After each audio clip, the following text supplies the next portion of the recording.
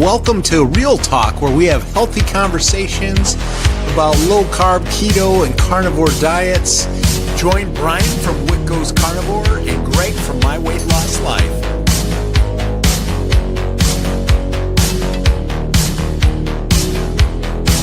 You may remember us from the Low Carb Football Party. Me and Brian have been doing shows together for quite some time, and you never know what's going to happen. It's going to be a lot of fun. Let's get after it. It's showtime.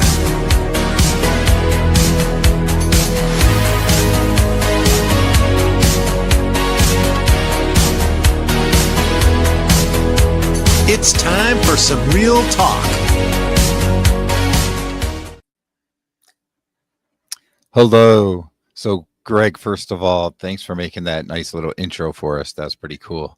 Yeah, thank you. It was fun. So, how are you doing? Hey, I'm doing all right. I'm doing a lot better than earlier this week, that's for sure. What happened earlier this week? Well, I was on the 3-day egg fast. Oh, that's right. That's right. So we definitely got to talk about that. But all right. So let me start out with, first of all, our topic tonight. Our main topic is going to be how to get started on either the carnivore diet or keto, low carb diet. I've been doing carnivore. Greg's been doing ketovore. So we'll kind of give our own perspectives and really, whether it's carnivore or ketovore, low carb, whatever, they all kind of have the same principles. So you'll kind of see that it's going to be pretty similar. The only difference is how much you're restricting carbs. So that's gonna be our main topic. But as we kind of wait for some people to come in and we start thinking about that topic, Greg, let's just go right to it and let's find out about the egg fast. How did that go? Well, it's funny because about an hour ago I made a video that's coming out tomorrow about it, but I'll go ahead and talk about it. The egg fast was good and bad, both. I'll say this, Brian, it started off really good. The first day was great. I had a lot of success. I felt pretty good. Second day, not so much. It was a rough day. And let me tell you, I'll say this, from first day to second day, I definitely dropped some weight, considerable amount of weight.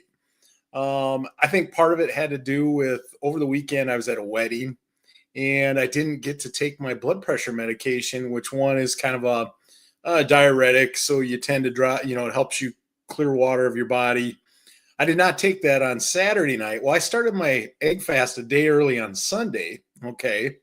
So my weight going into the egg fast was a little higher than it should have been on the Sunday morning weigh-in.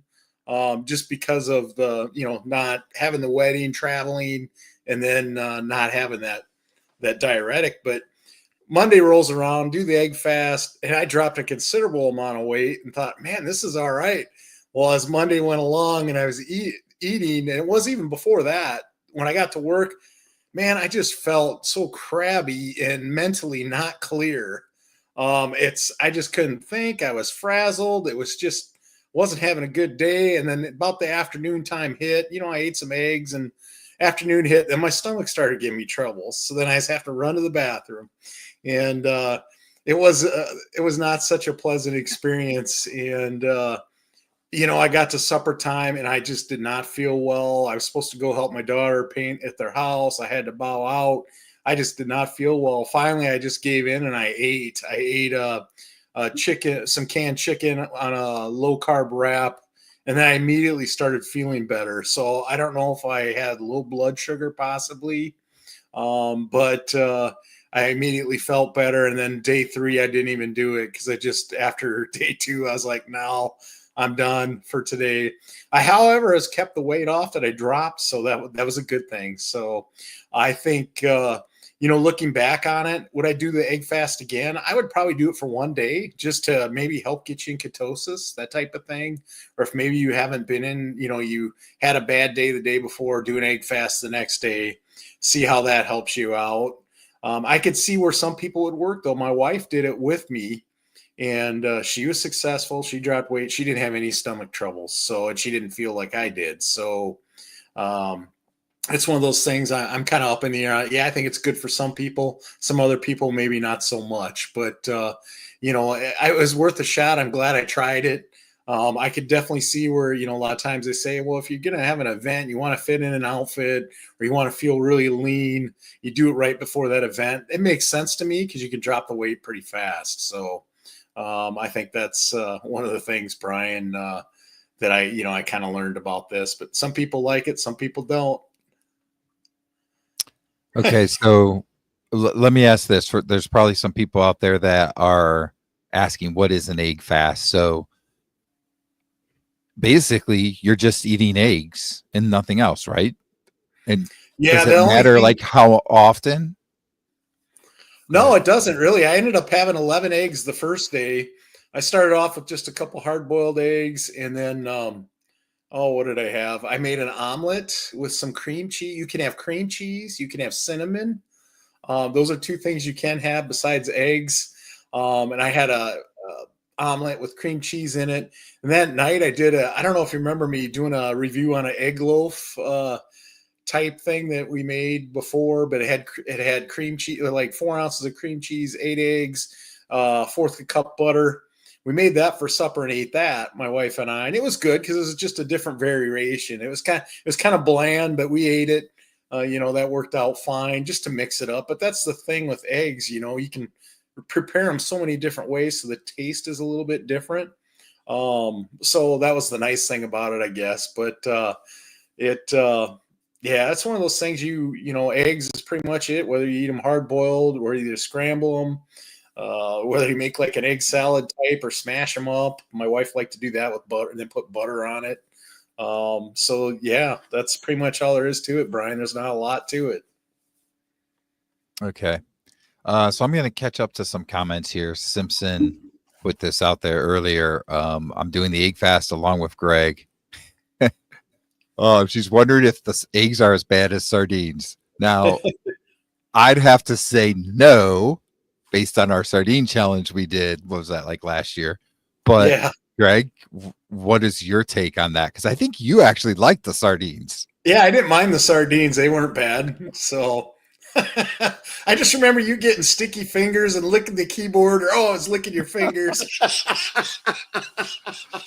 Oh, that was very interesting. Let me tell you, That I was a had good time. air freshener and everything. Oh, it was rough. Um, so let me see. Johnny is here. His first one in the chat. Hello, Johnny. Simpson had something else to say. So since you didn't do the full 3 days of the egg fast, it'll be okay for me to eat a bit of the roast that is cooking and smelling That's so up to good. you. Yeah. Oops, okay. And Carnivore Sensations, which is Anthony. I'm here to support the Wickster. Thank you. There Um, you go. I'm Hey, gonna put a plug out here too because I've plugged this before. But so Anthony has a Facebook group called Carnivore Sensations, and he's got, I don't even know how many it is now. I know it's over 1,000, but he's got like over 1,000 members. He's got some really good guides in there for people get started on carnivore and so forth. So if you're a carnivore person and you're on Facebook, check out his Facebook group. You do have to. It's a private group, so you have to apply for it. And answer questions, whatever, but just the basic questions. But it's a great group. It's active, so go check it out. I'm sorry I interrupted you. What were you going to say, Greg? no, I was just, you know what? I pulled up my macros. I kept track for that day. This had been Sunday, the first day. And for my overall protein, it was 81.6 grams. My goal was like 100 grams. Fat content was 151 and a half grams. Goal is like 124.4 normally. And I do have a calorie goal on here of 1600, and I was at 1707. The good news is, there was hardly any carbs on there. There's plenty. It's very high fat percentage wise. It was 79.9% fat, 19.1% protein. So that kind of gives you an idea of an egg fast. Now I had a couple other things in there that yeah, it's just butter, eggs, Philly cream cheese, And yeah, that's it. Other than I had one of my amino energies like this one that I drank. I did have one of those. So, but yeah, that's something else. Okay. All right. Simpson says she remembers us doing the sardine fast last year. So yeah, that was with Aaron and Nicole, right? I'm pretty sure it was the four of us were on that, and it was just the two of us that were doing the fast though. They were Yeah, Aaron was on commentating there basically. and Nicole. Yep. Yeah, yeah. It's just a I think we had challenge. a few bloopers that came out of that. So Yeah, it was pretty funny. yeah, I can't remember. Did you spill some on your keyboard or something, or was that me? I don't even That remember. was One of you. us did. That was me. You Okay. were licking your Like one of fingers. us did. What's going on? Oh gosh. That was definitely interesting. It was a good time. Okay. So we're gonna talk today about getting started on a carnivore or a low carb diet. I'm going to get to a couple. I see a question, so I'm going to get to that. But I do want to say right now, if you're just getting started, you probably don't want to do a egg fast like that. So just putting that out there right now before we even talk about it. Don't even think about it if you're just getting started. Okay. Let's see. We got a question here. Why do you feel the need to keep track of macros? It's a good question. So this is for you, Greg, because I don't keep track of my macros. I was going to say, I don't always track my food. I just wanted to track the egg fast. But early on, I think it's important to take a look at that, especially if you're on a low carb keto type diet. Carnivore is a little different. But if you're on like a low carb or keto type diet, I like tracking everything because then you know exactly what your intake is. You can really pinpoint where your macros are if you need to. Because it could be one little thing you're doing wrong where maybe it's stalling your weight loss, and you might be able to pinpoint it and track it a little better there. So, and that kind of goes along with our conversation tonight with how to start a low carb keto carnivore type diet. My step one for anybody is really, I think you should track your food when you first start, because one, you know exactly what you're taking in. It'll help you also learn the foods that you can eat.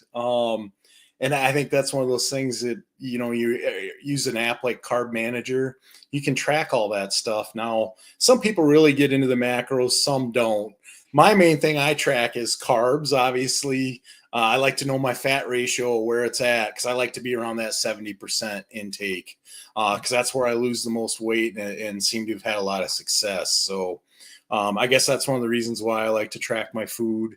Now, as you get into it, you kind of know and don't necessarily need to track your food. But I think when you first get going, it's very beneficial to track what you're doing.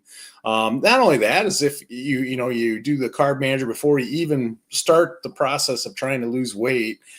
I think it's a real eye-opening experience for people who've never really tracked their food, of how much food they're really eating. Plus, though, it'll give you your answers right away. Oh, I see where I went wrong all these years. I mean, to me, that was very eye-opening when you do that. So, especially if somebody thinks they don't eat a lot. I hear a lot of people say that, oh, I don't eat that much. And then they start putting it in the carb manager. Oh, maybe I do. They don't realize how much food they're consuming, especially of the wrong types of food. So I will say this is one of the things that is a little different between carnivore and being low carb, because if you're doing carnivore, you really don't have to worry about that. Whereas with low carb, you kind of maybe do a little, especially early on. But yeah, that's all I'll say right now, because I'm going to go into some things. But let me go back to a couple things I wanted to hit here. So Anthony had said, hey, thanks. That was nice of you, when I was talking about his Facebook page. Again, Carnivore Sensations, the Facebook page. Hey, this guy, by the way, he's lost 500 pounds on the carnivore diet. I don't remember exactly how long it is. I'm sorry, I can't remember, Anthony, but I think it's like 3 years or 4 years, something like that. Maybe it was 3 years. I don't remember. But I actually interviewed him on my channel. So if you go to my channel, you'll see an interview in there probably, I don't know, 3 weeks ago or something like that. I saw that. Yeah. Yeah. So, matter of fact, I think since we talked, he just hit another milestone where he hit 200 pounds or under 200 or whatever. I forget, but it's all in his Facebook group. So if you go to that Facebook group, you'll see that. So anyway, he's a great guy. Yeah. Let me go to the next one here. Simpson says she misses Aaron and Nicole. Aaron is on sometimes with photography. Yeah, she talks about being her celiac disease and going gluten free sometimes as well. So most of her videos now have been more so about photography. I haven't seen Nicole doing anything, but I know that she has a nutrition coaching business that she does. I just don't know. She might not be doing really YouTube anymore. I'm not sure about that, but oh yeah, Carnivore Sensations. I think he's looking to start doing some YouTube. I think he did some YouTube back a little while ago, and he's getting more into doing YouTube again. So, at Carnivore Sensations is his YouTube channel, so you can subscribe to that as well and check out what he's going to be putting out there. Hello, Mom P. Let's see. What is the biggest piece of advice you could give someone that is new to carnivore? Okay, so I'll tackle that one first since it's specific to carnivore. And again, I've been doing carnivore. I think the biggest piece of advice for somebody that is new, hopefully new as in they're just about to start it, is that I personally would not recommend jumping straight into carnivore, especially if you're doing a very high carb diet like the standard American diet is that most people do. So I would try and transition over about 4 to 6 weeks. And the first thing I would do is I would get rid of all the junk food in the pantry, get rid of sugar, get rid of highly processed foods, just get rid of all those foods. And then you're going to ease in over, like I said, 4 to 6 weeks. You're going to eat like some healthier to an extent, whole food type of carbs like vegetables, that kind of thing, just to help your gut as you're easing in. That's gonna help to keep you from having a leaky gut scenario where a lot of people have what's the keto flu, and they have issues of fatigue because their electrolyte loss is really bad at first. If you ease in, you don't have as big of an issue with the electrolytes. So that would probably be my biggest piece of advice for somebody that is new to carnivore, is to ease into it over 4 to 6 weeks. But the ultimate goal is to, once you've gotten there, you also want to get, so well, let me start over. Let's say you're eating 3 meals a day or 4 meals a day right now. As you're easing in, start at that same rate and then go to dwindle yourself down to 1 or 2 meals a day. Preferably, I would say that 1 meal a day is best. I will say that females, particularly around their cycle, are probably going to want to do 2 meals a day. And whether it's females or guys, if you're working out really heavy on a day, you might need that second meal. Again, this is after you've kind of eased into it, right? And I would also say that if you do, once you get to that point, if you are having a second meal, that second meal should be more about fat just to fill you up. And you should be trying to get all your protein in that one meal. So that would be my biggest piece of advice. What would yours be, Greg? Because I know you have done some carnivore. You've, dived into carnivore a little bit, ketovore, that kind of thing. So what would your advice be? I think the thing for carnivore is do what works for you. If it's 1 meal, great. If it's 2 meals, great. I found that I worked a little bit better using 2 meals. I don't know, it just seemed to help me a little bit stay on task or on track a little more. Carnivore was good for me and it worked. As you know, through my journey, I did it. I think the longest I did was a 6 week stretch, but I'd do a day here and a day there, or, go a week or two and then switch it up and go back to keto. Keto seemed to work about the best for me, but I liked carnivore when you really want to get strict and try to get through those, speed bumps that you run into once in a while when you get stuck. I think it worked really well for me. But I think being able to do what works for you. And for some people, that's one meal. Obviously, if you eat two, I think the key would be to keep it in a hours window that's shorter. Try to keep it in like a 4 or 5 hour window where you're eating, and that's it. That way you get a little fasting in there. I think that's a major benefit. And I guess, eating just one meal a day, I think that's the advantage of on carnivores. You get all that fasting time basically, which I believe really helps a person drop some weight as well. So that I guess that'd be my advice is do what works for you, whether it be one meal or two, and make sure you try to, if you are eating two, to try to keep the window a little closer. So, you aren't eating, 6 to 8 hours apart, that type of thing. Okay. So I'm going to explain a little more of why I say that one meal a day is best, but I understand sometimes 2 meals a day. And I will say sometimes I do eat 2 meals a day. So, but I'll explain that in a little bit, but I want to catch up on a couple of comments here. Anthony did say it's 510 pounds in 3 years. So there you go. 3 years. Where are we at here? And he said, great job with the weight loss. And this is going to come back to what I was thinking too. But so Simpson says caution, especially for women, even post-menopause, don't do well as a whole with OMAD. I still have problems getting my nutrition up, and I've heard the same from a lot of women. So let me explain a little more about the whole idea of one meal a day. And again, 2 meals a day is okay. So it's 1 or 2.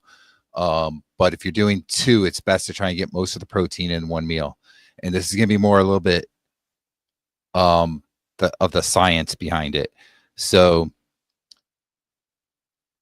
some people that have been doing keto or even carnivore long term that have not been getting the majority of their protein in one meal, they're spreading it out over multiple meals, are not getting out of ketosis really at all.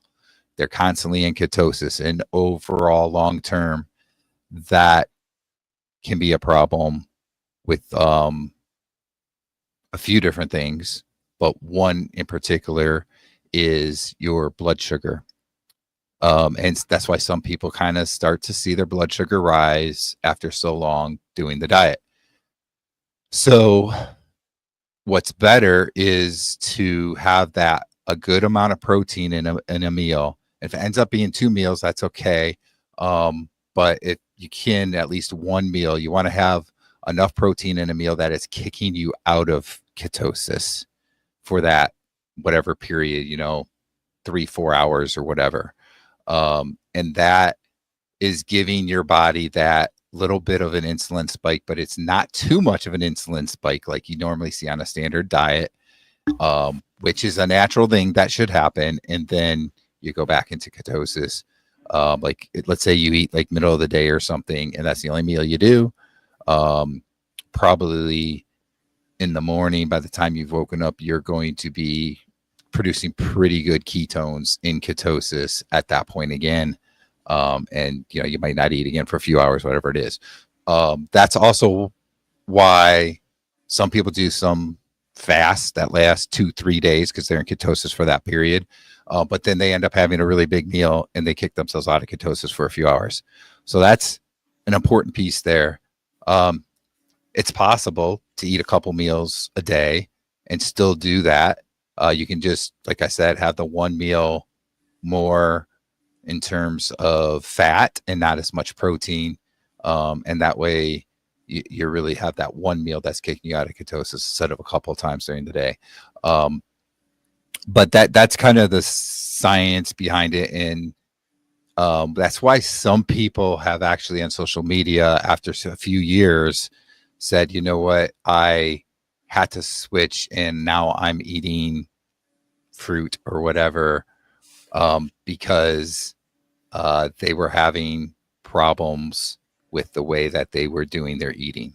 And it was long term that this kind of came into play. So that's why I say to do it that way. But let's see. Got another question. Do you believe that fasting at the beginning of carnivore keto is something to avoid and to come naturally, or is something that you feel that it should be strived for? Do you want to go first, or you want me to go first? Yeah, I can go first on that one. I think just beginning, I didn't do any fasting and I lost quite a bit of weight. I was very successful at it. I didn't really need to fast, just changing the way I ate. I had a lot of success. I do feel eventually it is something you want to strive for, though. And I found that, when I first started, I was doing 3 meals a day. Then pretty soon I backed it down to 2 meals a day. This is doing ketovore type eating. And I found that worked much better. The thing I liked about it too, usually all morning long, you will continue. For me, I was losing weight all morning long. Heck, I'd go way on the scale at noon and I dropped a couple more pounds from 8 o'clock. So, I mean, it's one of those things. I think that's where that fasting kind of does come into play. If you eat your last meal at 6 o'clock at night and then you're not eating till noon the next day, well, that's a pretty good window right there. You're talking 18 hours, roughly 16 or 18 roughly. But I do think at first you don't necessarily have to worry about doing the fasting, but I do think it's something you work towards because I think you'll see some major health benefits by doing that. So I know everybody's a little bit different, but I know like my wife, when she lost her weight, she was fasting. She's only eating supper and that was it. It was 1 meal a day and she ate what she wanted at supper and she still, she dropped the weight. Not that she had a lot to lose, but it's one of those things. She had a lot of success fasting and she still does a lot of that 1 meal a day. And she's pretty successful. She's maintained the weight loss and so forth. So I think it's just something you probably work towards. And once again, I do believe that everybody's body's a little bit different. And that's part of the journey of this is finding out what works best for your body and then just keep repeating the cycle until you get to where you want to be. It isn't always about the weight loss either. There's so many other health benefits as well. That's the other thing to keep in mind. It isn't always about the weight loss. The weight loss can be the extra, but it's like less wrinkles, feeling better, no inflammation. You start talking about all those other health benefits. And that's the biggest thing I noticed, Brian, too, after coming back to the weight loss plan and this way of life, is my inflammation's way down and I have way less pain. So, that probably doesn't get talked about enough, to be honest. It's one of those things that it makes a huge difference, especially if you're going from, I was disabled and sitting on the couch, not knowing what I'm going to do with my life and so much pain, to all of a sudden eating this way and all of a sudden I can move a little better. One, because I'm losing weight, but I have less pain. I'm able to get up from the chair without help, that type of thing. So it's kind of one of those things that, like I said, I don't know if it's talked about enough, but it makes a huge difference for people. Yeah. So I'm going to take a stab at this. And so the first thing I'm going to say is there's really two different types of fasting. There's regular fasting and there's intermittent fasting. I've never done regular fasting myself, which I define as more than 48 hours. I've never done more than intermittent fasting. I think the longest I've gone is probably about 28 hours. A lot of times I'm right around 24 hours because a lot of times I eat the same time the next day. And, I've been doing this for about 3 years now, and there have definitely been time periods that I ate 2 meals a day. And there's time periods that I just ate one, and mostly now I just eat one. There are a few occasions where I eat two, but so I would say that early on, once you've done the transition, again, 4 to 6 weeks transition to make sure you don't have gut issues too badly.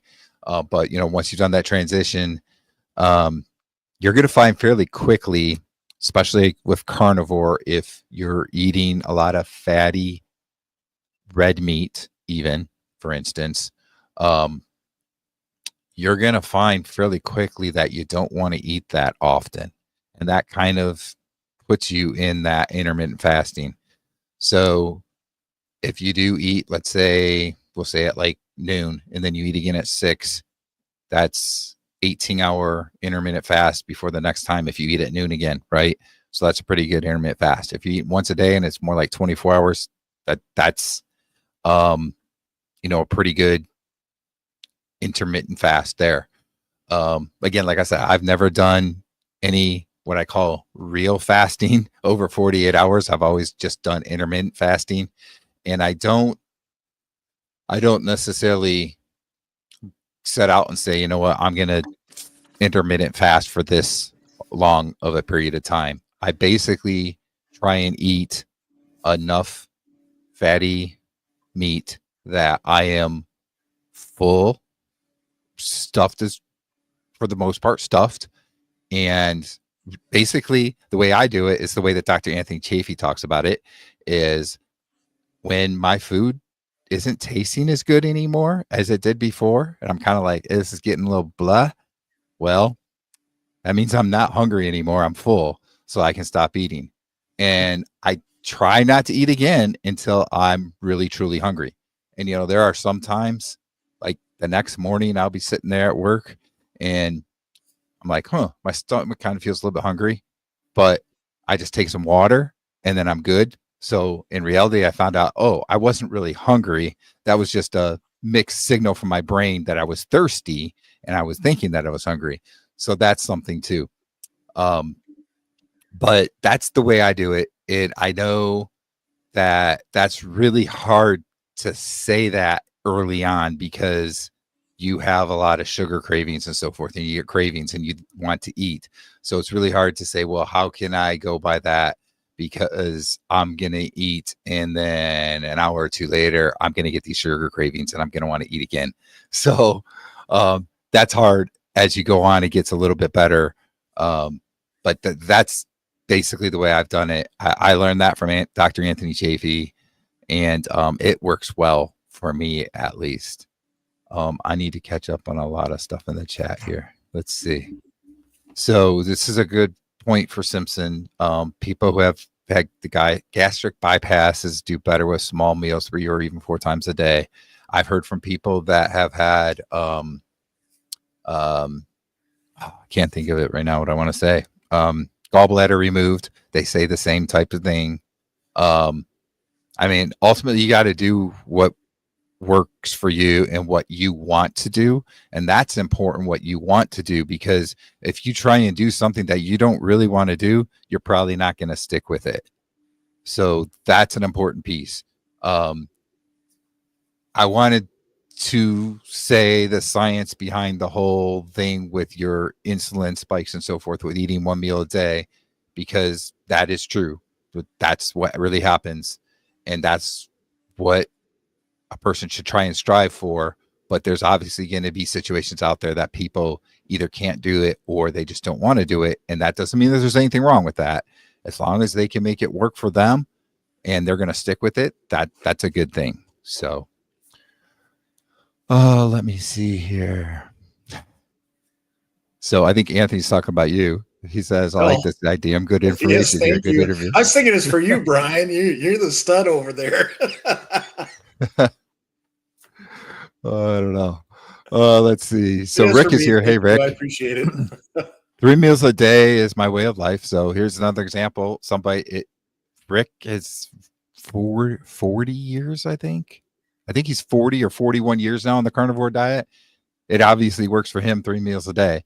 So, I gave what is probably optimal for science, but if something else works better for you, then that's what you do. That's a key thing, I think, for people that are new to the carnivore diet to think about. If,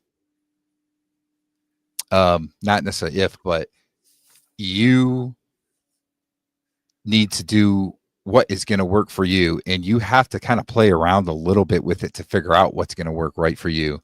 But if you go on social media, even just on YouTube, there are so many different people telling you so many different ways to do the carnivore diet. And for some people, some of those things will work. And for other people, those things aren't going to work.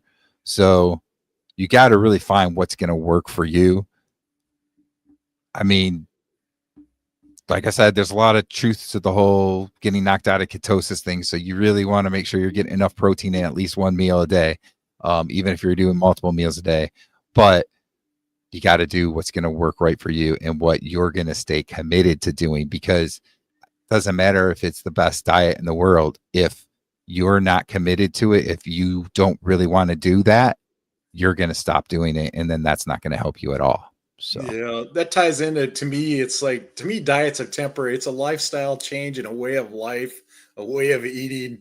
And the keto, low carb diets are the same as the carnivores. Yeah, you want to avoid a spike in your insulin because that's what's gonna keep you from losing the weight. So, that's kind of the game you're playing, to be honest. If you can avoid that, that's how you're gonna drop the poundage and feel better.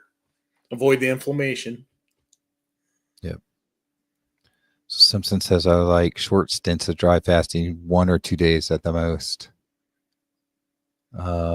Rick says fasting is not something I will deliberately do. Yeah. Okay, here you go. Longest I have fasted was 9 days, and that was in the very beginning. Now I'm mainly OMAD. I don't allow myself to eat past a certain time. That's a good point to bring up about not eating past a certain time. I don't know if you've seen this, Greg, but with being carnivore, at least, I can tell you, because I try and get a lot of fat in my diet, right? Mm-hmm. I can tell you, if I eat too late, I can't fall asleep because I have so much energy from the fat that I just can't fall asleep. So that's why I try and eat early in the day. And it's funny because I work during the day. I have a regular desk job, and sometimes I will go and cook myself a steak, and I have to get back to a meeting. So I'll be sitting there in a meeting and I'll be eating steak, and people are like looking at me like, "Are you really having a steak for lunch?" I'm like, "Yes, but I'm not going to eat again today. This is my meal." So, are you licking your fingers in the keyboard while you're eating that steak? well, my first mistake was actually being on video for that meeting. I should have been like, "Oh, my video's not working," But oh no. But yeah, let me ask. So, have you run into that with eating too late in the day? Because I think you actually tend to eat later in the day, right? Not necessarily earlier like I do. Yeah, especially since we moved, it's kind of weird. But like in Omaha here, it seems like dinner time is, supper is like 7, 8 o'clock. We don't, if we're at home, we try to. My wife gets home about 5:30, and I'm usually home by 5. So, we're usually 6:30 sometimes, especially if we don't get after it right away. So, yeah, it's not uncommon to eat, after 6.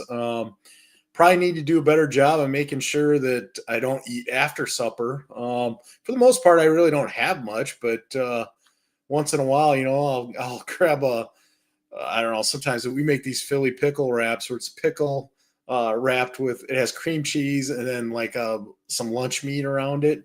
I'll eat one of those once in a while, or I'll do some pork rinds. But ideally I probably shouldn't even need to do that. It's just if you get all of a sudden you want a snack, I should probably eat more at supper. And sometimes that just doesn't happen where it needs to be. But part of that's because I'm not eating steak every meal. Sometimes it's pork, sometimes it's chicken. Tonight I had a nice pork chop. But we'll see if I'm hungry after the meeting here, but I don't think so, probably. But So here's something funny that just came to my head as you were talking. This is the difference between Midwest and East Coast. I live on the East Coast, but I grew up in the Midwest. Greg said supper. yeah, On the East Coast, it would be dinner. It would be dinner instead of supper. Also, I've been trained since I've been on the East Coast now for 18 years. I've been trained now that it's soda, not pop. But when I lived in the Midwest, it was pop. And then if you live like in Atlanta, it's just plain Coke. Right. There's a Pepsi. I think it's Coke. Coke, right? Yeah, it's Coke. It's Coke. And then when so that obviously you shouldn't be drinking soda on any of these diets anymore. But before I was on carnivore, I'd go to Atlanta sometimes, and I'd just be like, okay, I'll have a Coke. And they're like, what kind? I'm like, you got different kinds of Coke? They're like, well, do you want Sprite, Pepsi, Coke? What? I'm like, why would I want Pepsi if I said Coke? So that took me a while to figure that one out. But you shouldn't be drinking soda anyway, by the way. So I used to drink it. It was really bad for me. You're right about Midwest though, because I tend to call it lunch instead of I try to avoid the word dinner because I take dinner as supper time for some people. So I'll say lunch instead of dinner. Because some people call it dinner, and then of course supper and dinner sometimes get intermixed. So but yeah. So Rick says this food never stops tasting good. Well, when you're eating iguana, I get that it always tastes good. So yes. For those that don't know, that's a little joke with Rick, iguana. Some says quack about the duck food. Yep. I hope Rick's not eating his ducks. Don't eat the duck. Rick loves his, what is that word? Muscovy? I don't know that one. I must not have been watching Rick's channel enough. What's Muscovy? I'm not even sure. That and his iguana, which I knew about that. Oh, here you go. Rick's 40. He's at 41 years now on the carnivore diet. He was actually my very first carnivore that I interviewed on my channel. And at the time, I think he was just short of 40 years on the carnivore diet at that point. So incredible for those people out there that tell you that it's not sustainable. There you go. 41 years. And I just actually interviewed a nurse the channel came out on my channel on Monday, Laura Russell, 28 years keto, 6 years on the carnivore diet now, but 28 years. So it's definitely sustainable. Incredible. Don't let other people tell you it's not sustainable. Oh, Muscovy duck is my favorite meat. So it's a type of duck, I guess? Yeah, it must be. Is that like a cross between a muskrat and a duck, or? I don't know. So Rick says, when you are as skinny as me, eating 3 times a day is great. Yeah. When you've been carnivore for 41 years, you're going to be skinny, I say. Oh, here. Deep fried in tallow. Interesting. There are a lot of restaurants that are starting to go with tallow, which is really cool to see. Yeah, well, hopefully we see more of that. Rick could eat at 10 p.m. and fall asleep at 11:30. I don't know. I mean, I don't think it's just me. I've heard other people say that too, but anytime I eat later, I just cannot fall asleep. It's like my mind is just wired. My eyes are like, yep, I'm awake. Way too much energy now. So I don't know. Brian, I'm going to have to go back and clip that part out with the funny faces you just made and make it short with it. You should see how people look at me when I am eating an iguana. Do they know that you're eating an iguana? I mean, I guess. I don't know. He never snacks. I never snack anymore either. So here's another thing for people moving over to low carb, carnivore, whatever, getting started. When I first started, I saw all these people talking about how they don't snack and all this stuff. And I'm like, they are crazy. There's no way I could do this. There's no way I could eat one meal a day, that kind of thing. And I will say that you're going to find out fairly quickly, I think, that you really don't need to snack. If you are snacking, then you're probably not eating a large enough meal. So yeah, I mean, and I guess in a sense, like if I have a second meal, usually it's something very small that's more fatty, like bacon or something. So some people might say that is kind of like a snack, but to me, that's not. It doesn't happen all the time, but I would literally, because if I say I'm going to have some bacon I'm actually talking about a pound of bacon, like the whole package. So it's not just like a strip or two of bacon. So it's not really a snack. It is a meal, but it's mostly fat content that I do because I want to get myself full without that too much protein where I have another insulin spike. So, okay, let's see. Johnny says, I am 36 hours fasted. I go to the doctor tomorrow at 3 p.m. and want to be pretty well fasted. I feel great. I have not had any hunger pains yet. My longest fast was 90 hours several years ago. So 90 hours, that's 4 days, right? Yeah, that's about 4 days. That's pretty good. Johnny, Like I good luck said, at the I've never doctor gone more tomorrow. than 28 hours. Yeah. Yeah. We'll be waiting for your next video to see how the update went. Like I said Good though, luck, I've my I've friend. never gone more than 28 hours on a fast myself. I know there's a lot of other people that do longer fasting, and there are definitely some good benefits. Um, it can be pretty good, not just for fat loss, but for uh, getting rid of excess skin as well. You know, kind of tightening up that type of thing. But I don't do it, so I don't know. Let's see. It's funny to get that reaction from coworkers. That's your steak, Oh, this probably. was when I was talking about the steak, I think. Yeah. Yeah. Yeah. Yeah, that You should is. change your little away camera to a big old steak. Like, so if you put it on, turn your camera off, it's a big steak sitting there. Then they know what you're doing. So so it's funny because my boss's boss is a vegan. Um so and she knows I'm carnivore. Um So yeah, I if we're in meetings together, I try not to eat in front of her. Try and be civil, you know. Yeah. But um, yeah, it's just completely different way of doing things compared to what I do, and it's interesting. But anyway, okay, all right, let's go back to our main topic. Oh wait, real quick, Johnny says hopes to have a video out tomorrow afternoon after his doctor appointment. Okay. Somebody go out there and He give him a needs quick one more sub. subscriber for 2,500. There you go. His channel's really been doing good lately. He's been getting a Hey, lot of yes. new subs, and he's had some good content out there. Okay, so back to our topic, main topic of getting started in a carnivore or a low carb diet. Greg, what other kind of tips that we haven't already really talked about would you give for people that are getting started? I think the big thing is once you get started, never quit the plan. Keep working the plan. If you stall, keep working it. You will get somewhere. You're going to have bumps in the road where you don't have any weight loss, maybe even gain a pound. That's okay. Don't throw it away and just throw it away and go eat regular.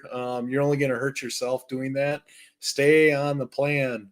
And if you end up being stuck for a couple of weeks, you may want to adjust the plan a little. There's something little that you're doing that's maybe keeping you from dropping the weight. Maybe add a little exercise. Maybe you're exercising too much. Maybe you're weightlifting too much. You have to really figure that out within your own body and understand you. And like I said, that's one of the reasons why I'm big on, you should track your food a lot early, because you're going to learn a lot about the foods that you can eat. You're going to learn how food affects you. It's kind of like keeping a little food diary, basically, by tracking your food, especially if you're doing a low carb keto diet.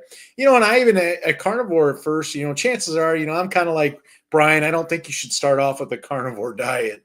You should start off probably low carb, meaning 80 grams of carbs or less a day. Um, I like to say 50. If you're going to do keto, I would say less than 20.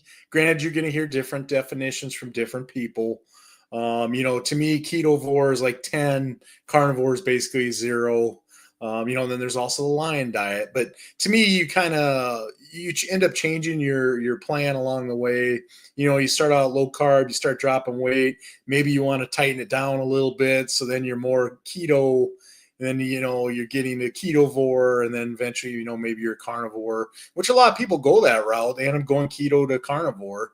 I kind of go back and forth between the three, because it's worked well for me. I guess I've continually lost weight that way. So, granted, though, I still have to pay attention because I'm getting older. My body changes over the years. You got to make sure that, I'm dialed in and is doing what's working for me. But like I said, Brian, I think the biggest thing is never quit. Once you quit, you lose. So continue to work the plan. Even if you have a bad day or a bad week, get right back at it. Work the plan and see how you feel. That's what I'll say, Brian. I lost all that weight, and then I was kind of stagnant for a while, and then I just plain wasn't even on the plan anymore. Well, guess what? My pains came back. My inflammation came back. I felt like crap. There's just, once you get back on plan, you realize, oh man, why did I even go off? Because I felt so much better when I was on plan. So, and I think you'll discover that as you go on your own little weight loss journey and figure out what you're doing. But it makes a huge difference, I know, to eat things the right way. So, yeah, some good stuff there. I want to say also that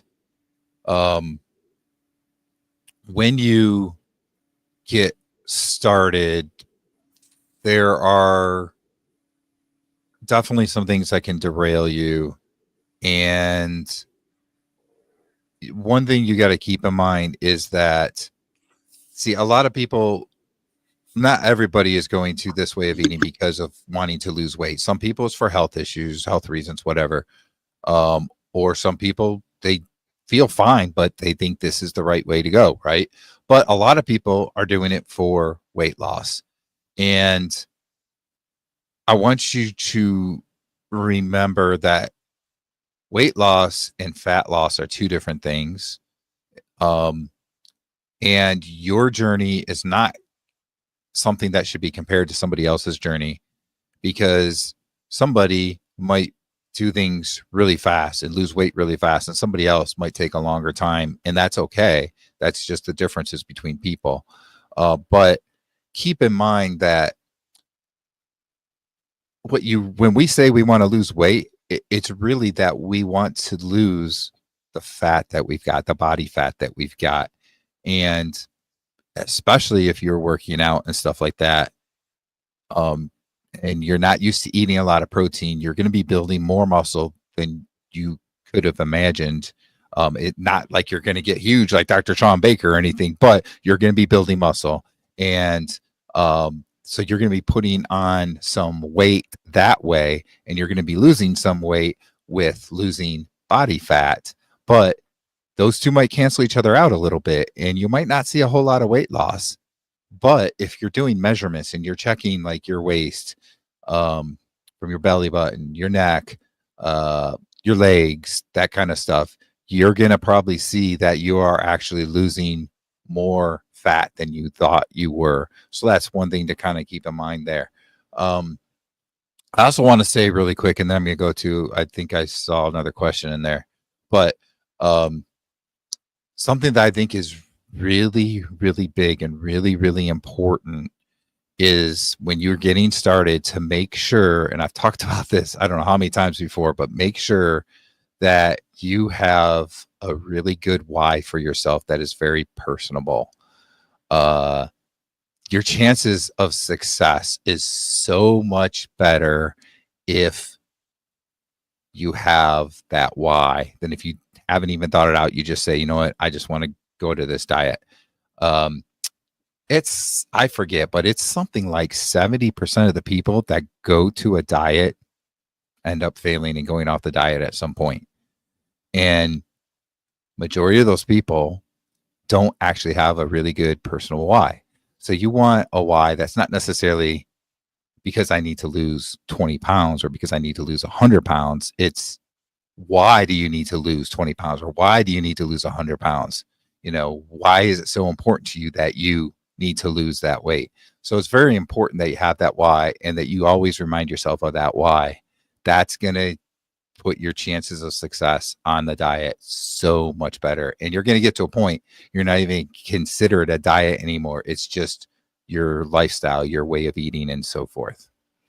So let me catch up to a couple questions. Did either of you have stomach issues after you first started? I have had loose stools for 4 days now. I feel great, but this can be inconvenient. Same thing happened 2 years ago when I started. Go ahead, Greg. I'll let you start with this. I was going to say, first time around, yes. That's, I guess, one thing. If you are going to start a plan like this, you're definitely going to have a change in your bowel system. You're going to be going to the bathroom more. It's going to be looser. Some days you'll be like, "Oh, what did I do to myself?" I mean, it can be rough at first, and it can take a couple weeks. I know a lot of times people talk about keto flu. I think I never really suffered from keto flu, other than I maybe got a headache. That was about it. But yes, it will affect you when you first get going. You know, you're healing your gut by eating this way, and it takes a little bit of time. Your body's going to have to adjust. First time around, I definitely had problems with that. This time around, not so much, but I don't think I was so far away from my gut being damaged again where I had a lot of problems that way. So it's one of those things this time around, it's been smoother going. I think the other thing is the first time around, I was eating too much butter. Too many, that's a natural laxative. Granted, you're trying to fatten things up. But I think we can overdo it too sometimes, and that can cause some issues. So I guess that's the other thing I'll say is, make sure, Johnny, you aren't eating too much fat, and that's maybe causing some of your issues. Granted, I know we need to eat that, but it's one of those things you got to be careful with that too. So just an idea for you. Yeah, the liquid fat, the rendered fat can be a problem, especially if your body's not used to it. I'll say, when I first started, I started as keto first, actually, in the spring of 2022, and did a couple, 2-3 months of that before I went to carnivore. I didn't really have much of anything. I think I had a couple days with the bathroom problem, but that was it. But in a sense, I kind of eased into it a little bit. And, everybody's different. I've heard people that said, I just went cold turkey to carnivore and I didn't have any problems at all. I've heard other people say a week or two of it. Even other people have said as much as 3 to 4 weeks of, they just didn't know when they were going to have to go to the bathroom. So, if you got to go, Brian, if you got to go 3 to 4 weeks, you better just get some adult diapers, to be honest. It'd probably be easier. But that is why I also say that's one of the big reasons why it's better to transition, because that really has to do with your gut having problems as you're transitioning, because you're going to a completely different way of eating and you didn't really transition to it. So that definitely can happen. Let's see, where was I? Simpson has a question. How is your cardio walking going? Is she talking about you or me, or maybe both of us? We both answer that one. I'll start with that. We did a little walk last week around Standing Bear Lake a little bit. Since then, we had a wedding this weekend. We were kind of up visiting some people. We are going to the Omaha Zoo this weekend, so we're going to plan on getting some walking in, because in a couple of weeks we're going to go on a little trip and we're going to be doing some hiking and stuff. So kind of trying to build into that a little bit. But I definitely been helping out at my daughter's house, doing a bunch of painting and stuff like that. So I've been pretty active. So that's been a plus. But I definitely would like to get a little more cardio walking in. So that would definitely help. Okay. This is something that I just don't do a good job with. I will have periods of time where I kind of get into walking, or I do some working out, and then I just get away from it. And I probably need to actually hold myself more accountable, have you all hold me more accountable to this. So let's actually kind of do that right now. I'm going to set up a challenge for May to work out, and I'm going to try and work out 3 days a week. That's a good number, thinking every other day, giving yourself a day of rest, and then try and get some walking in as well in the week. So let's say 3 days of working out, 2 days of walking. That's 5 days, 5 events, whatever, in a 7-day period. That's going to be my goal, my plan for the month of May. So that's going to be my challenge for the month of May, which starts tomorrow. So that works out great. And I want you all to keep me accountable. I'm going to try and mention that in videos, and how I'm progressing and so forth. And you all keep me accountable to that, because I need your help too. I need to be better at that. I do a horrible job with that. And that probably has hindered some of my fat loss, I think, to an extent, where I've done a pretty good job. I think I've lost like 85 pounds. I haven't really lost a whole lot recently, but I still notice like my waist is getting smaller, that type of thing. But I think that I could do a lot better, get rid of some of the excess skin that I have too, if I'm doing some strength training. One thing I do want to say is I don't consider walking cardio. So walking, I think, is really good for you. Cardio is kind of that, if you're a runner or something, that's great. But keep in mind, when you're doing cardio, like true cardio, you're going to have a hard time at building muscle. So if you want to build muscle, you're going to have a hard time at doing that with cardio. So high intensity type of things, HIIT, high intensity interval training, works well. So maybe, let's say you like to run, maybe you do something where you sprint as fast as you can for a period of time, whatever it is, 10 seconds, 20 seconds, and then you jog for a minute or two, and then you sprint again. That's a high intensity thing, and that works much, much better than cardio. If you're doing too much cardio and then you go on other days and you're doing strength training to try and build muscle, one thing is hindering the other, so that's what my little soapbox there about the whole cardio thing. Just be careful what you're defining there as cardio, but walking, I definitely do not define as cardio. Anything that's high intensity interval training, HIIT, I would not define as cardio as well, or just heavy lifting of weights. Obviously, I don't define that as cardio. So that's my 2 cents about that. Brian, I got an idea for you. Your why for doing the exercise challenge should be because you usually sit at a desk all day.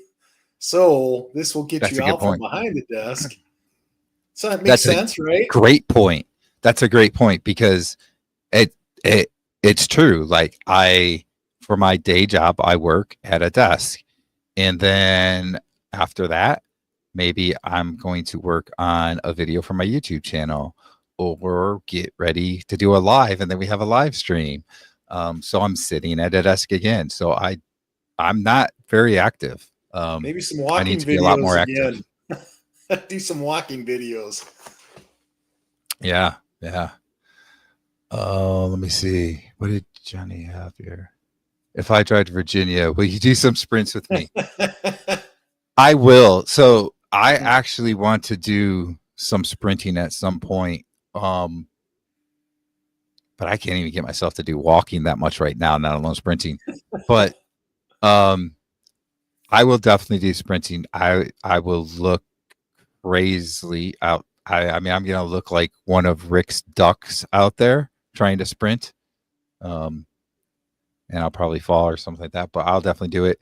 But I also I follow Dr. Sean Baker a lot, and he definitely cautions against just going straight out and sprinting, that you need to kind of work your way up and kind of build up those muscles a little bit. So I'm kind of a little leery about just going straight into it. So I need to do a little more research about that. But again, I have to even get myself to walk at this point. So, so Rick's duck sprinting. Yeah, I don't know. I mean, I could just imagine those little webby feet, but I just made another little thing there for your short there, Greg. If you see me doing I don't know, it's like a doggy paddle, but it's ducks. I don't know. Anyway, Waddle. I know I'm going to say this wrong. This is a type of dog, right? Pomeranian. Did I say that right? Wouldn't let me miss a day of walking. We usually do at least 2 miles, usually 4 though. I will join you with the late weightlifting. Great. Wow, that is great. Walking at least 2 miles a day. I wish I could do that. If you can walk every day, that is going to be so good for your health, your heart, and everything. That's great. You know, that's another misconception I want to put out there for people that are looking to start on the carnivore low carb diet. Some people in their social media, they don't really come out and say anything about exercise and that. And they say that basically they've done no exercise. And yeah, you can lose weight without the exercise. I mean, I've kind of done it. I know other people that have done it, but don't think you're going to look like Dr. Anthony Chafee or Dr. Sean Baker if you're not really doing any exercising. Don't think that just eating a carnivore diet or eating a low carb diet is going to make you look like that, because there's a lot of hard work in the gym that goes into that as well. And don't get a false misconception of what you're going to look like if you're not going to put that kind of work into it. And I mean, look at me. I don't look like them, and I'm perfectly fine with that. I know that it's better for me to do workouts and so forth. But just know that going into it, that there's not an easy button. There's not a magic pill. No matter what that doctor tells you, there's not a magic pill. Don't go into those, what are they, the Ozempic and stuff like that. Bad idea. Way too many side effects. You pretty much have to take it the rest of your life, or you're going to gain the weight back type thing. Where if you go to something like this, you do it the natural way, lose the weight. So, yeah. I think it goes down to what you said earlier, don't compare yourself to someone else. I lifted a lot of weights in college, played college football. I never had muscles that looked like those guys. So, my body type's different. Everybody's different. So you got to keep that in mind and don't compare yourself to other people. You're in your own battle. You're battling yourself, not anybody. You're not against anyone else. So keep that in mind. Yep. So Simpson's going to join me with the weight lifting. How about you, Greg? Do you got some dumbbells or anything? Are you going to join us with the weightlifting? And it doesn't have to be anything great. Like, you can do a really good workout with just a couple of dumbbells. If you I'll figure something out. Or kettlebell. I'm sure I could. I might have some really light dumbbells. We actually have a gym here at the apartment building I live at, but I don't ever get down there. Yeah. I should. All right, let's catch up on things. I think I already talked about the duck sprinting thing. Yeah, because I gave you the little doggy paddle web feet thing. Don't ask me. Johnny's new nickname should be the Barefoot Sprinter. Yeah, Johnny's really into the grounding thing, and I am too. If I could, without knocking my microphone and my desk over, I would show you. I'm actually barefoot right now, and I'm using a grounding mat right now that my feet are on. But I like to go barefoot on the grass, in the dirt, and sometimes, like, my one daughter lives in Myrtle Beach, and if we go there, I like to walk just into the water in the ocean, because the sand itself, not a good conductor, but with the water, it tends to be a good conductor for that. So that's a good. I'm really big on grounding as well. Let's see. Check out Dr. Sean O'Mara. Yeah, so he's really big on the sprinting. I've definitely watched his videos before, and it makes perfect sense. Like, when you sprint, like you're using so many different muscles in your body.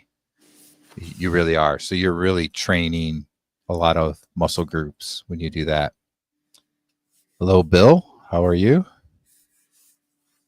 I like doing sprinting on my stationary bike upon walking. Yep.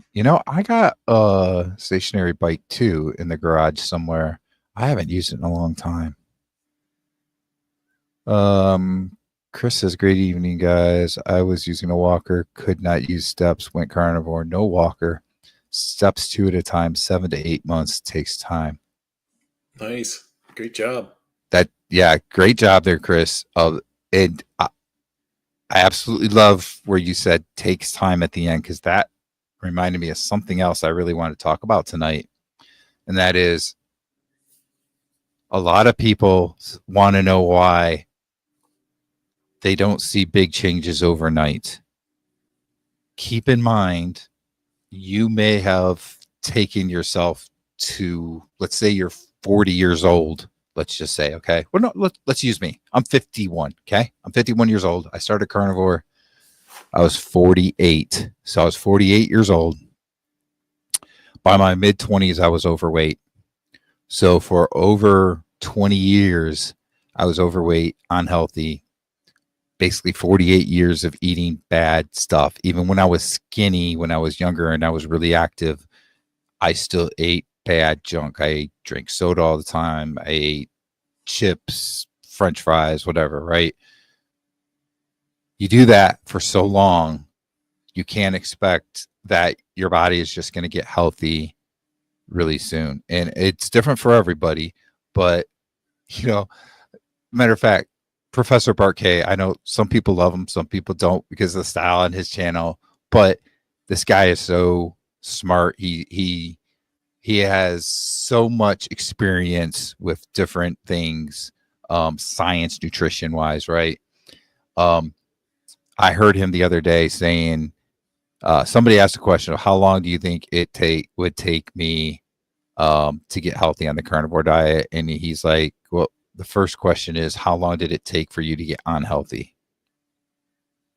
If it took 20 years, why do you think you're going to be able to do it in a month, 6 months, even a year? It could take longer than that.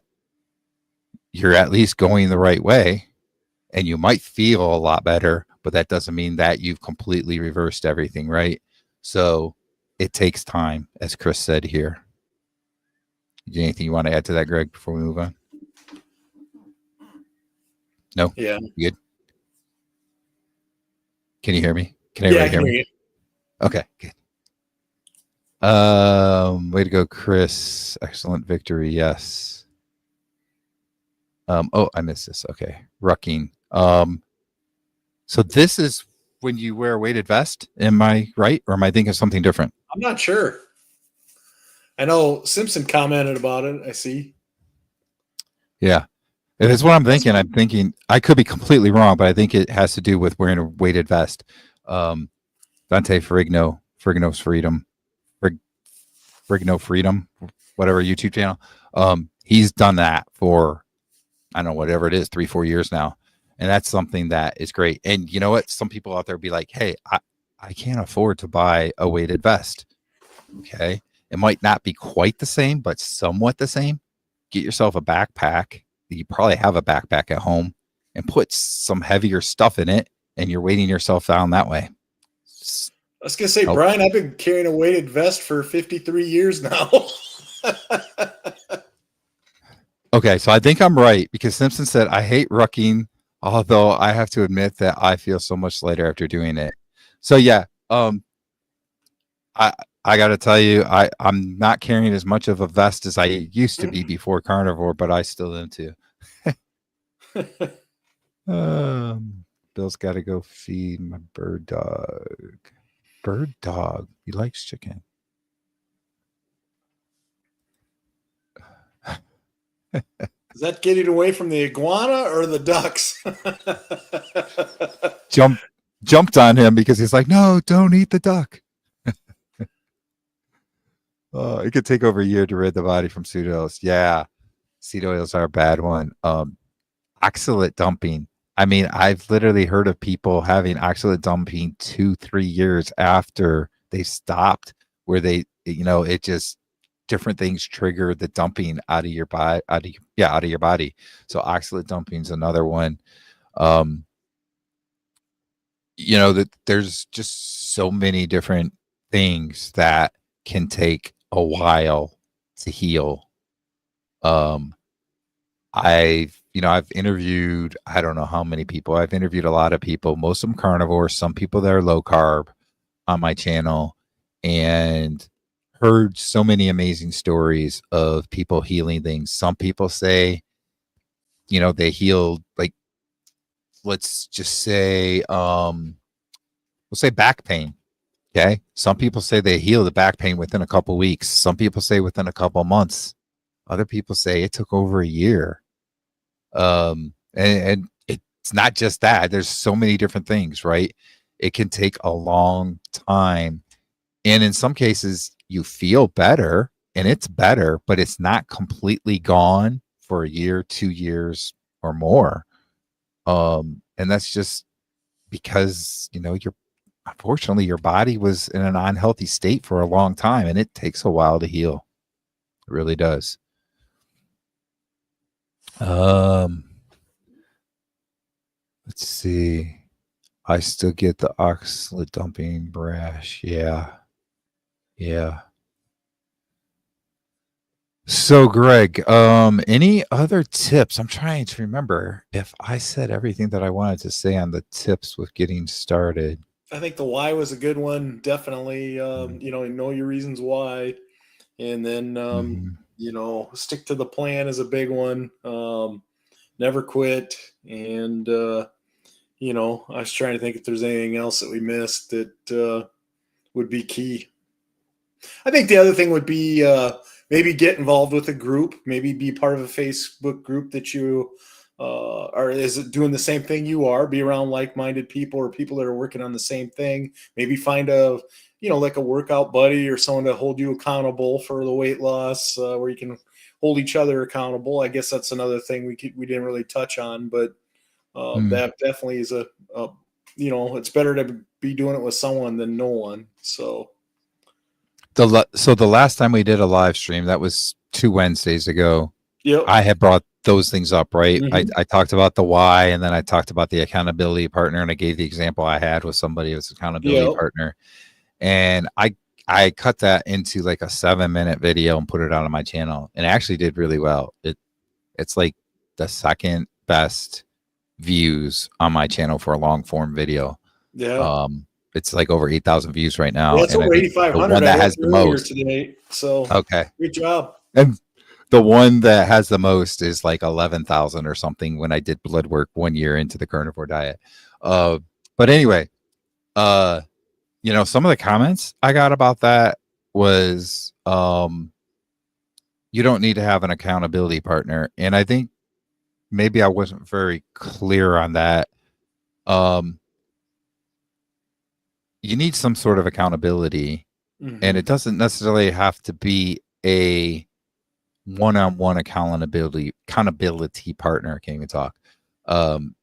Joining a group, there's a lot of people out there that are in like Dr. Barry's group, or there's a Facebook group. I talked earlier about Carnivore Sensations group. I have a personal private health and wellness group on Facebook. Those types of things that's still having an accountability partner. It's not one specific person or something, but that's still a big thing for people. I think watching. I was going to say, Brian, just him watching your video is maybe his accountability, which is a partner. Well, so that's what I was going to say next. Yeah. Watching YouTube videos and getting inspiration from them, that counts as accountability partner. Yeah. You have a specific social media person you like to watch their videos. Guess what? They're kind of accountability partner. So don't get too literal on the whole thinking, like, because I use the example of I had this guy named Pete that I had as accountability partner. It doesn't have to be something like that. And you don't have to tell them everything about yourself. You don't have to tell them anything about yourself. If it's, YouTube videos you're watching, you're not telling them anything about yourself, but you're still getting the accountability out of it. So I think those are really big things, really key things. So let's see. Chris says you have to be sick and tired of being sick and tired. There's only one person that tried carnivore after. There's only one person that tried carnivore after we shared our success. People seem to be comfortable with their misery. Yeah. I'm the only one in my family that does a carnivore diet. I will say in my immediate family, because I do have an uncle that reached out to me the other day and said, "Hey, I just started the carnivore diet. I got some questions for you." So I thought that was pretty cool. But you know, that's a key thing. Like, that's another reason why people aren't necessarily successful when they go to do something. If they haven't hit that point that they are just done, they're, like you said, sick and tired of being sick and tired, it's hard to have that motivation to do it. But if you get to that point, like, that's it, you feel like you've hit rock bottom, you've really got that motivation to, get it done at that point. And I think also, like, for so long, people have been told that this is not the way to eat. Like, you should not be eating low carb, high fat. You need to stay away from meat, that kind of stuff. Because of that, people just don't want to believe that they should eat that way. And a lot of times people that actually go this way it's like, well, I was at the point that nothing else was working and I was at rock bottom, and I decided, why not give it a try? I'm going to use Rick Charger Mopar again as an example here. He actually started a carnivore diet 41 years ago, before it was even called the carnivore diet, right? Not because he was actually trying to fix himself, but because he didn't think it was good. And, he's got his own story about that. But he did it kind of like to defy people, which is different than what a lot of people have done. And then he found out, oh my gosh, this actually works. This is actually how we should be eating, So I thought that was kind of interesting. Yeah, definitely. I need to catch up on stuff again here. I feel like I'm talking too much, so I'm sorry if I'm not giving you enough Brian, time to I talk. could add a couple things in for something we may have missed. One thing I'll say with like doing low carb keto that really is important is you gotta do some planning, do meal planning, do some preparation that way, so do a menu so you know what you're going to eat for the week. I think that really helps you stay focused. It doesn't make that decision so hard when you come home from work and you're like, oh, what's for supper? You already know because you wrote it down, you planned it out. It's easier to stay on task on the eating plan because you already have it mapped out for the week. I think that's the key. And you can even do that if you're doing carnivore. Well, you want to mix it up a little maybe, but yet you can still keep it carnivore. So, maybe you have more eggs that night, or you do some different things. So, granted, I know sometimes people are ribeye every night, and that's okay, but at the same time, I think it is important, especially on a keto low carb, is better do some meal planning. So that way you, are not eating the wrong foods just because you didn't have a plan. It's easy to get off track and not eat the right things. So make sure you do some planning, do some meal plan, do some menus, do the shopping list, get all the stuff that you need, and make sure you have it on hand. Yeah. And I don't know who tries to eat steak every night. That's crazy. Just kidding, because that's me. I'm telling you, if I could eat steak every night, I would. And I've been pretty close to it for a couple months now, where it's almost always steak. But that's not the norm. Right. I'll put that out there. Sometimes you watch these YouTube videos and you're like, everybody's eating steak, I can't afford it. No, that's not necessarily the norm. Do what you got to do. Ground beef, chicken, pork, get some good fatty pork, whatever. You can make it pretty cheap. Eggs, even though eggs are more expensive, they're still pretty cheap. Let's be honest. Yeah, they are. Okay. So, all right. So let's see. Simpson says, I don't personally know any other carnivore than myself. I consider people like Greg and Brian my carnivore family, not to mention the people I chat with. Thank you, Simpson. Yep. Yeah. I mean, my one daughter's boyfriend has done keto a little bit here and there, and I think his dad is doing carnivore now too.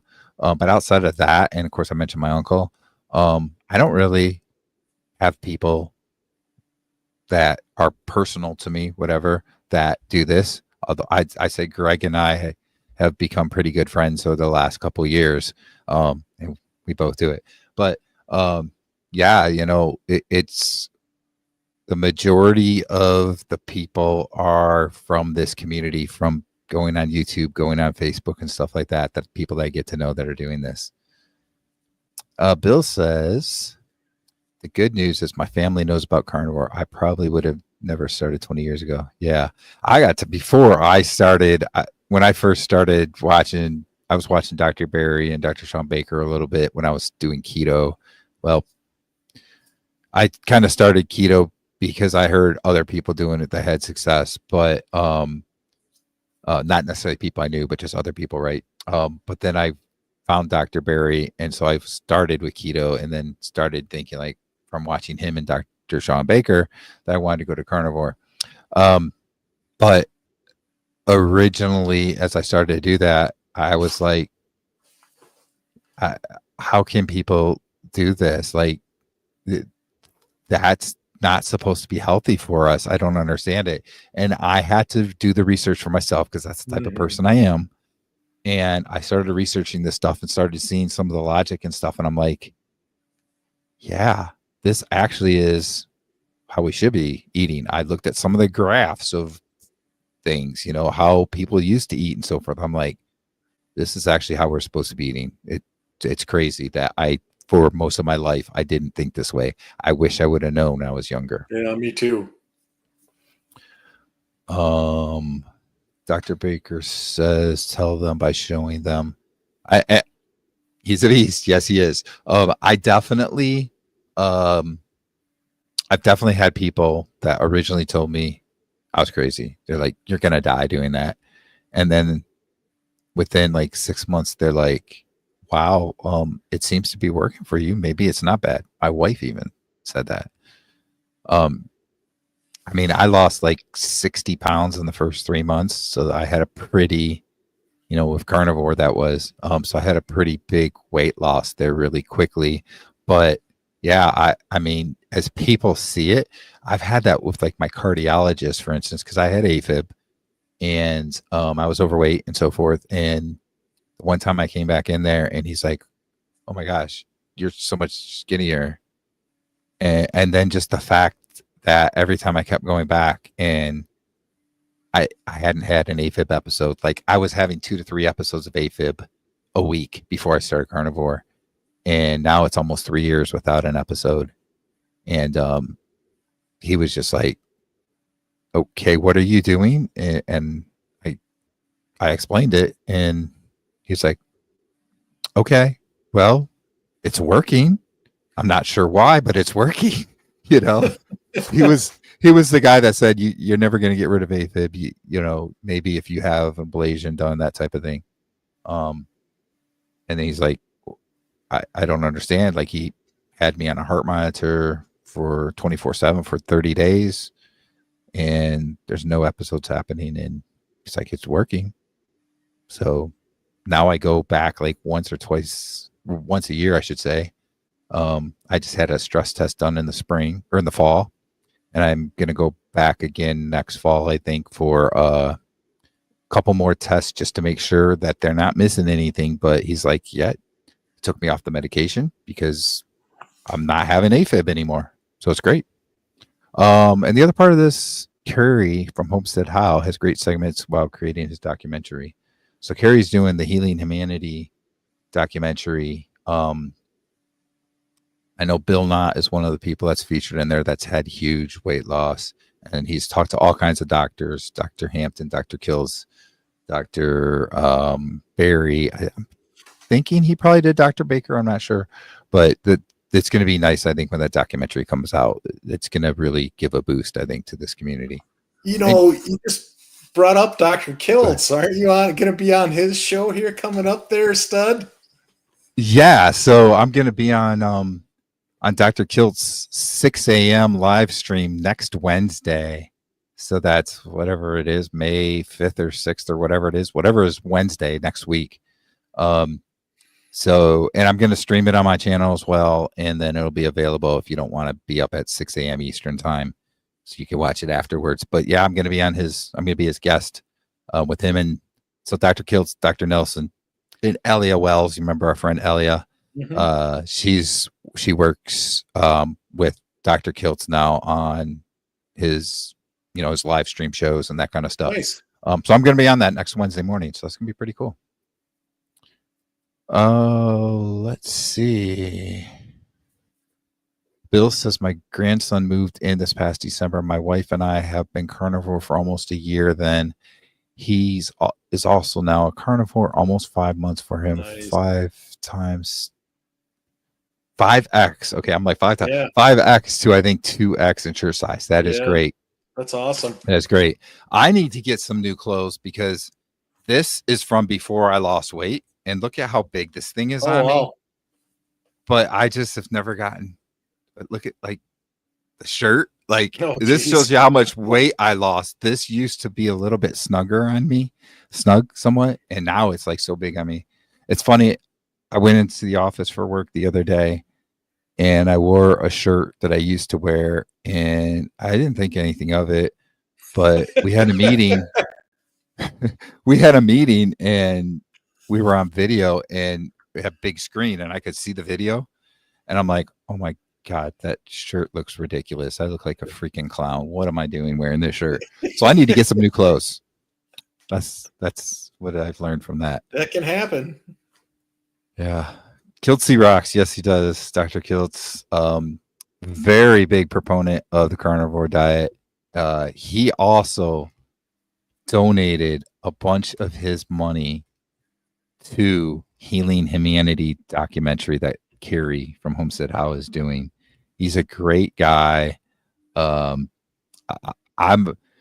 they reached out to me to be on the show next week, I was floored. I was like completely honored for that. So this is gonna be exciting. I'm gonna be like kid and candy store. Like I got Dr. Kiltz, I got Dr. Nelson here. Yeah. Ellie, I've talked to her a few times before. We've done interviews together and stuff.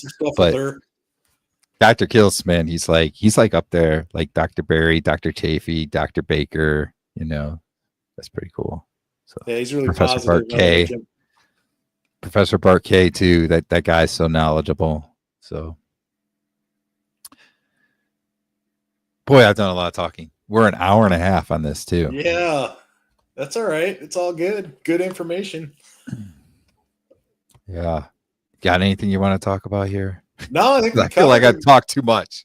No, it's all good. I think we covered it pretty well. I just appreciate it. Everybody coming on and partaking in the show tonight. And I know there's people that maybe haven't commented that are watching. Just appreciate you all being here. And it's a good show tonight, Brian. I'm looking forward to the next one. Yeah. I'm going to do one other thing really quick. I was going to do this earlier and I forgot about it. But if you want to leave me a message, you can go to this link, speakpipe.com/wick. So there, type it into your browser or whatever, your phone, however you're doing it. You have the ability to leave me an audio message. It can be up to like 90 seconds long, I think, or whatever. So you can ask me a question, or if you just want to leave me some sort of message. Maybe you want to tell me a little bit about your story. Maybe you want to say, hey, I'm interested in being interviewed on your channel. Or whatever. Maybe you want to keep me accountable for my May challenge of working out 3 days a week and walking at least 2 days a week. So that's 5 workouts in the 7-day period.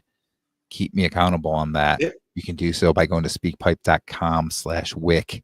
And it works. Hey. We tested it last week. I sent Brian a message and he got it sent right back. I didn't even tell him I was sending it to him. So it definitely works. And just be like, hey, Brian, did you do your workout today?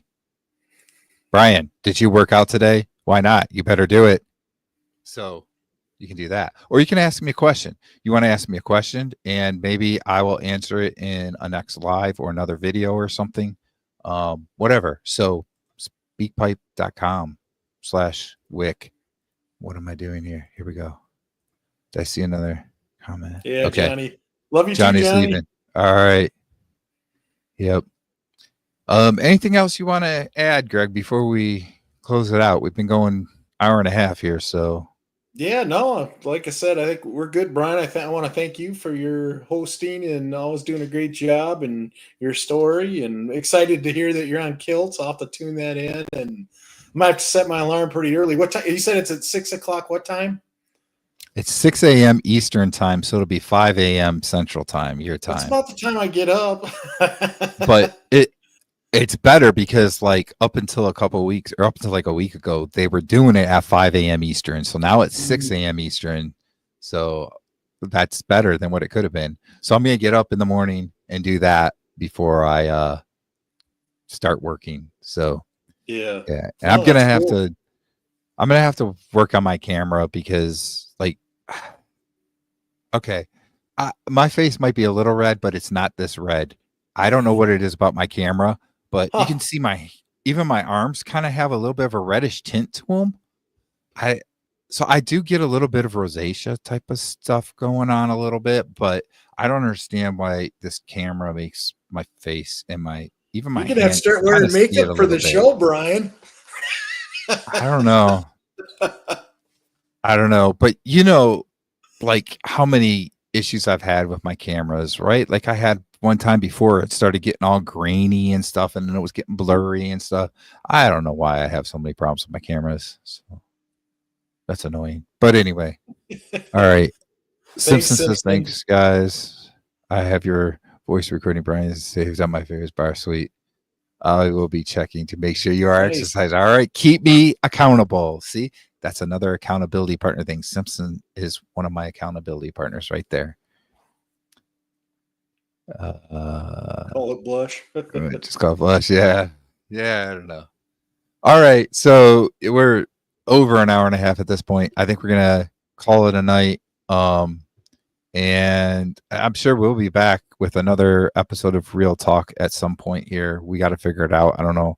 Wednesdays seem to work out pretty well. So maybe we're going to do something Yeah. around that. I was going to say, if you haven't subscribed to Brian's channel, make sure you find him at Wikivore, right, on YouTube. And my channel is at My Weight Loss Life. I'd appreciate the sub if you have not seen me before. So thank you. Yep. And I think that's pretty much it. So thanks, everybody. Bye. Bye, guys. Thanks.